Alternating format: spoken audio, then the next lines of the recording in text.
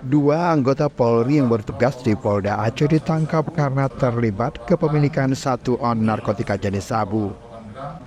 Kedua anggota polisi itu seorang perwira berpangkat AKBP berinisial AP dan seorang lainnya berpangkat Bintara.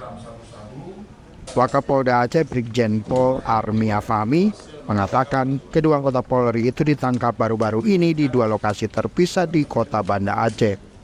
Misalnya ada 2 orang ya, ada 2 orang, satu berpangkat AKBP dan inisial A, AP, dan satu lagi Bintara. Perannya apa Pak Wakas? Ya. Sebagai pemakai atau peredar nih? Ini masih dalam pendalaman oleh penyidik Polresta Banda Aceh. Ditangkapnya kapan Pak? Jadi motifnya belum apa kita. Makanya saya sampaikan tadi bahwa kita tidak terputus di sini, kita akan terus dengan besar lagi. Demikian saya kira. Ditangkapnya di mana Jenderal? Aceh ya, Pak? Kapan dan di mana Jenderal? Ditangkap di Banda Aceh.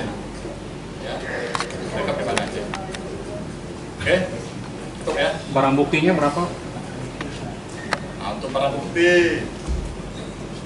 ada 1 on, 1 on sabu-sabu. Informasinya di rumah dinas ya Jenderal? Enggak, di Banda Aceh. Di Banda Aceh. Ya, di Kota Banda Aceh. Ya, Dua-duanya bersamaan atau terpisah? beda-beda. Kita mulai pengembangan. Tangkap 1, dikembangkan, tangkap 1 lagi. Keterlibatan kedua anggota polisi dengan narkotika jenis sabu tersebut diungkap penyidik Polresta Banda Aceh. Sejak awal tahun 2024 sampai dengan 15 Januari 2024, Dit RS Narkoba Polda Aceh dan Polres jajaran Polda Aceh berhasil mengungkap tindak pidana narkotika sabu seberat 32,1 kg, ganja 80,5 kg dan ekstasi 5.000 butir.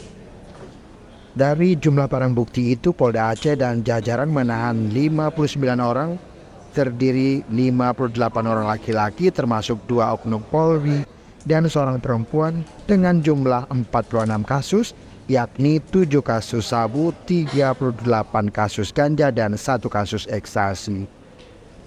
Dari Banda Aceh, tim liputan Aceh Video.